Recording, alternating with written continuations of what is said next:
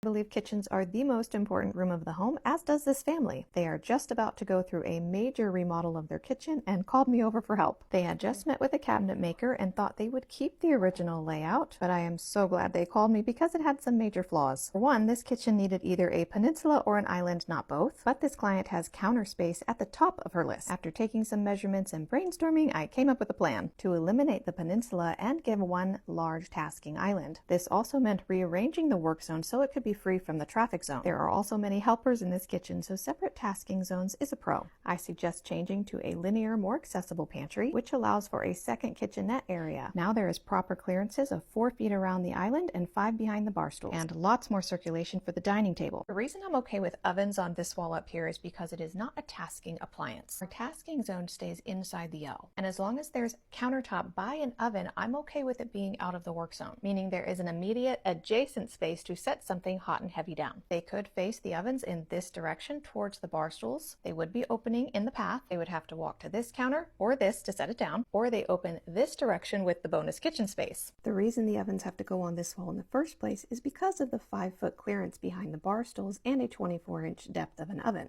We only have 18 inches on the pantry wall. And this is where renderings really come in handy when we're remodeling, to help visualize all of these changes to scale and make sure we like these changes. So this kitchen becomes this kitchen. Now this client has a very traditional style, so these are her wishes for selections. And my wonderful designer Jake did the visuals for us. And what's really helpful is she's able to see what this wall would look like with the ovens turned or with them straight on. I honestly like both. I think it looks just fine paneling this side because we have a lot of counter space still, or paneling this side and this be a pull out for spices or cookie sheets. There is lots of baking going on, so I think this is a really nice baking zone. Ultimately, it's up to the client to decide, so we'll leave that up to them, but this is a wonderful example of our Tier 3 service on my website if you're wondering. It comes with a floor plan, a designer of your choice with selections and 3D renderings. To recap, here's the before and the after, or the after.